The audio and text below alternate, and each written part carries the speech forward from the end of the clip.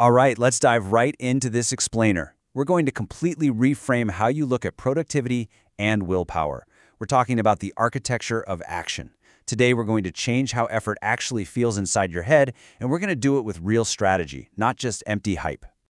Let's be real for a second, because we've absolutely all been there, right?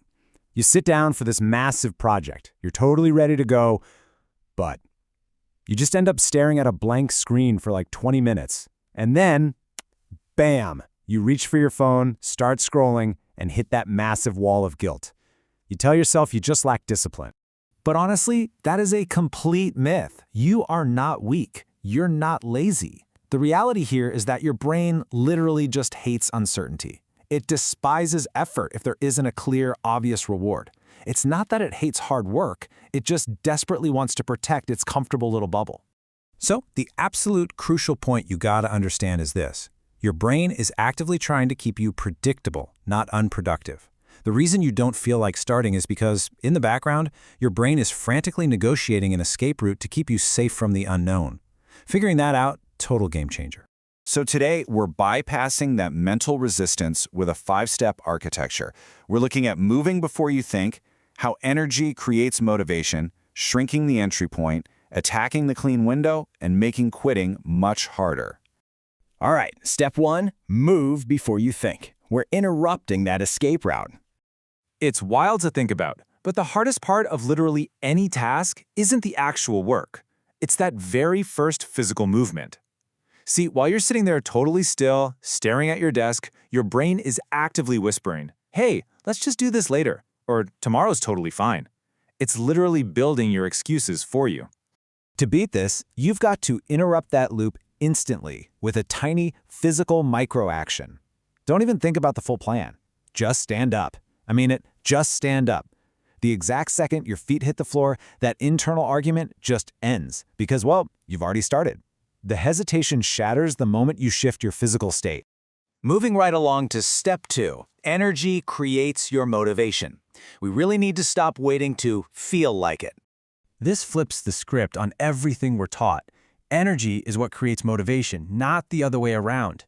Most folks, they sit around waiting for motivation to miraculously strike before they act. It's completely backwards. You absolutely have to raise your energy first, well before you try to rely on sheer discipline. So, before you even sit down at your desk, do something, anything to spike your alertness. Splash freezing cold water on your face. Take a super brisk walk. Honestly, even grabbing a coffee works, though keep in mind it's not magic, it's just about a 10% leverage boost. Use these basic physical actions so the idea of starting feels, actually possible instead of incredibly heavy. Okay, step 3, shrink the entry point. This is all about making starting inevitable. Here's the thing. Your brain naturally fights off heavy, vague goals. If you tell yourself to build a business or fix my life, your brain's comfort zone gets completely terrified. You have to shrink the task down so small that it basically feels pointless to your brain's defense mechanisms. Think of it like this. A heavy goal sounds like, I'm going to study for 4 straight hours. Boom, immediate mental roadblock. But a shrunk entry point, that's just, I'm going to open my laptop and write one single line. That's it. Don't overwhelm yourself with the whole shebang. Give yourself a doorway that's small enough to just easily stroll right through. And this highlights such a brilliant psychological truth. Starting is always, always harder than continuing. Once you actually cross that tiny threshold, once you write that one single line, momentum just naturally takes over, and continuing becomes the easy part. All right, step 4, attack the clean window, because timing really is everything. So, what exactly is the clean window? Basically, it's that period of the day, usually right after you wake up, when your brain isn't totally cluttered by distractions yet.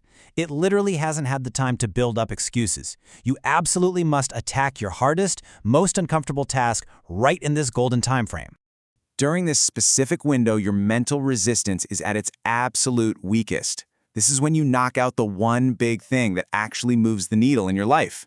If you can fiercely protect this time, before the rest of the world drags your attention away, you just completely bypass your brain's natural excuse-building factory. And finally, step 5, make quitting much harder. Time to remove those easy exits. See, most folks just try to make the work itself easier. But the real secret sauce? It's making your escape routes incredibly annoying to use. Close out every single distraction tab. Set a focus timer. Do structured sprints to finish small, highly visible chunks of work, like knocking out just one specific section of your project. And why are we doing it this way?